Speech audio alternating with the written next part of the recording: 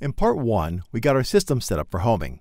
Now I can't emphasize enough the importance of verifying that the positive direction moves towards the positive over travel limit switch. So if you haven't seen that video, please go do that before starting this one. I intentionally have the positive direction going to the left, which is the opposite direction from the homing mode images you'll see in the sample graphics. Again, that's just to highlight that no matter which way you define as positive, the positive limit switch has to be in that direction.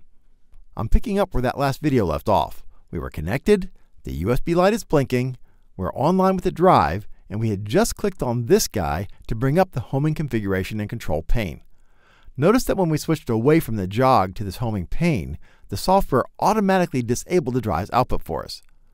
I'll re-enable the drive's output by clicking the Drive On button. So this really isn't a Drive On button, it's really a Drive Output Enable or Motor Enable. Now this dialog only gives us homing mode numbers, so I'll bring up that screenshot of the homing configuration options we captured in part 1. Mode 1 says move in the negative direction, that's this way for our system, using these ramps and velocity, and when it reaches the negative over travel limit, reverse the motor until the over travel limit goes away and then find the first encoder's index pulse. That's a single pulse the encoder generates each revolution. The drive will find the index and then circle back at the slower marker search speed, or some people call it creep speed, to stop right at the index. I'm going to use these values for this first example to keep things slow enough for you to see them in the video, but increase the ramps so we can clearly see when their direction changes.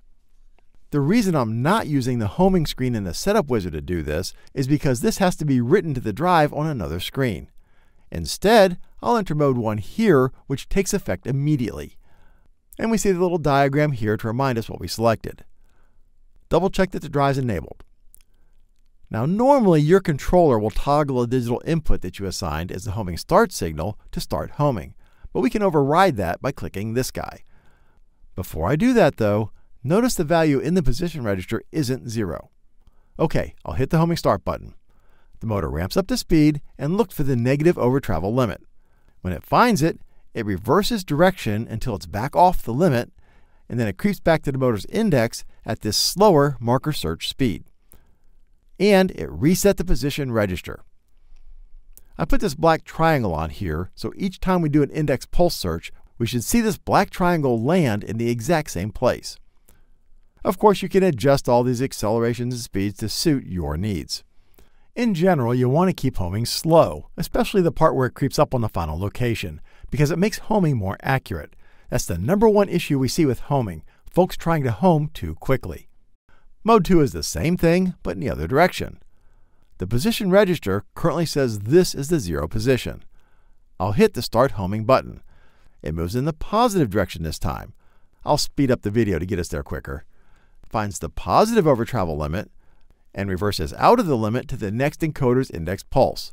And we see the black triangle's right back where we expected it, and the position register has been reset, so now this is the 0 position. Homing on the encoder's index pulse is way more accurate than homing relative to limit switches, so use it whenever you can. But what if the index pulse doesn't align with your application? Easy.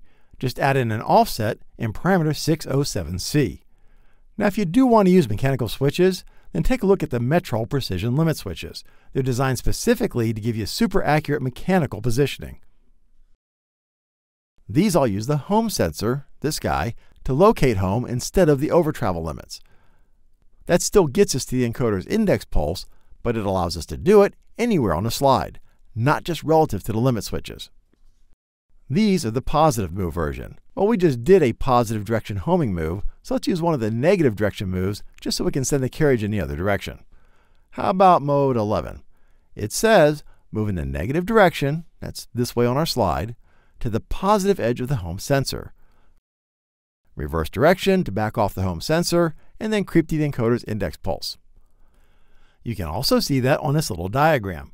Start in a negative direction, which is backwards from our slide because it uses the other definition for positive motion. Find the home sensor, reverse direction, look for the next index pulse. I'll hit the homing button. Yep, the carriage moved in the negative direction, found the home sensor, backed off from the home sensor, and stopped at the first index pulse it found. And we see our black triangle. And it also resets the position register, so now this is the 0 position. Well, that was easy because the home sensor was ahead of us when we started homing. What happens if the home sensor is behind us when we start homing? Well, this diagram tells us if we start moving in this direction with the home sensor behind us, then when it hits the overtravel limit, it'll reverse direction and then go find the positive edge of the homing sensor and then creep to the next index pulse. Well, wait a minute. It went right by this rising edge of the home signal, and it used the falling edge to decide when to stop. What's going on? Weren't we supposed to stop at the positive edge? Well, that's an important subtlety to keep in mind. The positive edge this description is referring to isn't necessarily the rising edge. It's only the rising edge of the home signal when the carriage is traveling in the homing routine's initial direction.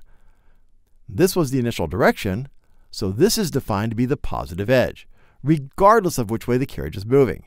Which is good, right? The positive edge never changes. You always know exactly where it is.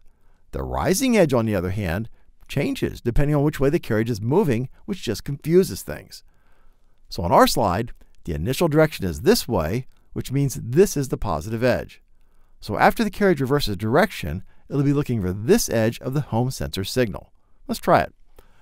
Let's go to jog, enable the drive's output, and move the carriage in a negative direction past this sensor. Now there are 2 detection points on this carriage, so we need to make sure both of those are past the home sensor. There we go. Go back to homing, re-enable the motor, and we're still in mode 11. And when we hit the homing start button, we see the carriage move in the initial negative direction, hit the limit, reverse direction. We see the homing sensor light up, but the carriage kept going until it found the positive edge of the sensor, which is actually the falling edge of the signal because the carriage was moving in this direction when it found it. And then it went to the next index pulse and stopped. There's our black triangle. And it also reset the position register to be the new 0 position. Perfect.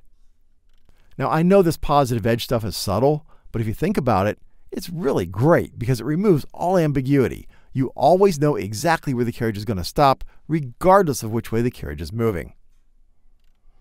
The third case is this guy. That is, if the homing move starts while the homing signal is active, then it will move in the opposite direction until it sees the positive edge of the homing signal, and then it'll creep to the next encoder pulse. Again, just because homing started in the opposite direction doesn't change which edge is the positive signal. The normal starting direction for this move is this way, so this is always the positive edge.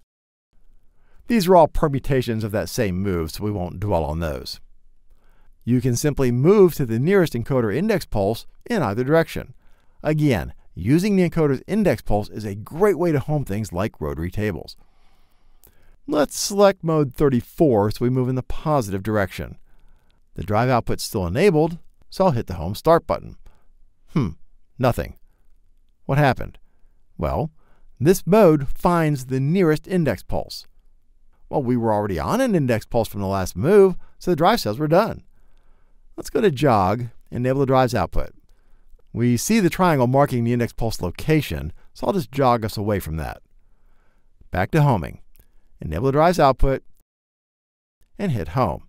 And yep, it moved to the next index pulse. Perfect. Current position just says use the current position as the home position. Nothing actually moves when you execute this homing method, it just resets the position register to 0.